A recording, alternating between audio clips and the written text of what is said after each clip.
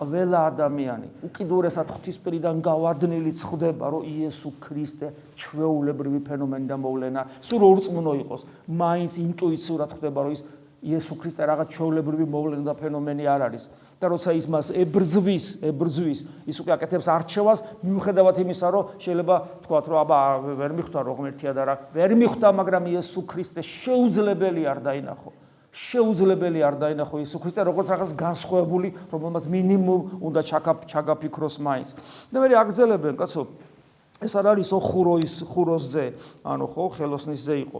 და დედას ვიცნობთ მის მარიამს, ხო, აი მისი ძმები, იაკობი, იოსები, სიმონი, იუდა, დები მისი, ყველა ჩვენ შორის არის, ჩვენ თვალწინ იყო და რო ალაპარაკდა ეს ძალა და სიბრძნე, სკოლაში მაგას არ უსწავლია არაფერი, საიდან ხდება ადამიანი? და მიუხედავად იმისა, რომ ხდება, რომ რაღაც დიდებული და განსაკუთრებული ხდება მის წინაშე, როცა ეს ესმის, მისი ლოგიკური აზროვნება, მისი ჩვეული ყოფა ურჩევნია ვიდრე რაღაც დიდებულებას, იმიტომ რომ თუ დიდებულება ვაღიარე, ესე იგი გამოდის, რომ ჩემ ლოგიკაზე უარი უნდა ვთქვა, ეს არის ჩემ ნაწილზე და ყველაზე მნიშვნელოვანი ნაწილზე უარი, თითქოს მე ვამაყო, რომ ჭკვიანი ვარ, ჩემი სიმართლე მაქვს, ჩემ SMS-მის, მე რო ხედავ, მე რო ვიცი, ამაზე უარი უნდა თქვა ერთი და რადგან რაღაც განსხვავებული ყოფიერება შემოდის, ესე იგი შენი ცხოვრების წესზე ბოლომდე, შენს ინდივიდუალიზმზე, შენს ეგოიზმზე და შენს ცხოვრების წესზე უარი უნდა თქვა.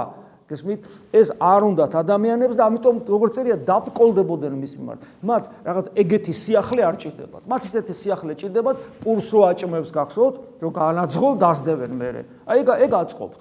ეგ აწყობთ. თუ გააძღობ, თუ მოარჩენ, თუ განკურნავ, გესმის და ის რომ შენ შეიცვალო, სხვა გზას რო არ გიტოვებს, ეს აღარ აწყობთ. აი ერთ-ერთი მიზეზი, რის გამოც ქრისტიანობა არსებობს ეკლესიის გარეთ ყოფ ადამიანებს და იგივე მიზეზი, რის გამოც ქრისტიანობა არ სურთ ეკლესიაში მყოფ ადამიანებს. იმიტომ რომ არ ეთმობათ თავიანთი ნება, ვისაც საკუთარი ნება, აი ეს უკეთური ნება, რომელიც ემსახურება ჩვენში პირუტყვს და ჩვენში დემონს, აი ამ ნების უარყოფა რო არ სურს ადამიანს, ამიტომ ეკლესიის სიახლში არის, იკმაყოფილებს რელიგიურ გზნობებს და იმ ტალანტს, რომელიც ღმერთმა რწმენის სახით მისცა, მიწაში ფლავს არ ანვითარებს. და ეკლესიის წიაღში ადამიანი რჩება არაქრისტიანად. ეს ეხება მრავალს და ეს არის ძალიან საშიში მდგომარეობა. ხოლო იესო რქვამად არ არის წინასწარმეტყველი შეურასკარნა სოფლსათვისა და სახლსაშინათვისა. ნახეთ, იმისათვის რომ ღმერთი დაგვენახა, მოვიდა ახლოს და ჩვენნაირი გახდა. მაგრამ მეორე მხრივ ჩვენნაირი რო გახდა, ჩვენ მას გადაუარეთ, აი ესე რო ვთქვათ, მოვკალით, ვაფურთხეთ, ვცემეთ, ვურთხით, დავცინეთ და ესე იგი საბოლოო ჯამში ცინის გავაშიშვლეთ და ცინისვით მოვკალით.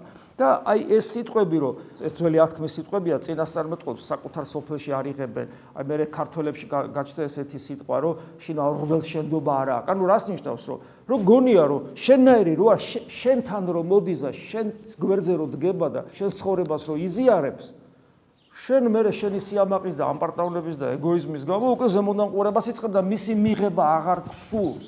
აქაც ჩანს კაცობრიობის ზოგადად ეს სიამაყე და ჩვენც ესე გვემართება.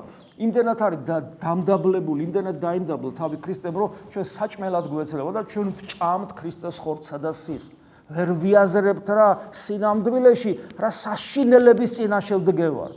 რამხელა პასუხისგებლობის წინაშე და მისი ეს სიმდაბლე რომ მიიღეთ ჩემი ხორცი და სისხლი და ვინც ამას შეჭამს მე მასში შემოვდივარ, აი ამას უგულებელს ყოფთ და გულარხეინად ვაგრძელებთ ძველი კაცის ცხოვრებას. პირველ რიგში ჩემ თავზე ვამბობ, ეს არის საშინელება რაც ჩვენ გვჭირს და სწორედ ეს არის რომ შინაურ ღმერთს შენდობა არ აქვს და შინაურ ღმერთს, რომელიც ისე გაშინაურდა რომ საჭმელად გვეძლება, მას ჩვენ შეურაცხყოფთ ჩვენი ცხოვრების წესი. და ეს არის აი ის გამყოფი რა რომ შეიძლება გადმოუხვიოთ, აქ ვიყოთ, ვეღარ დავინახოთ ქრისტე და საბოლოო ჯამში საშინელი არჩევანი გავაკეთოთ.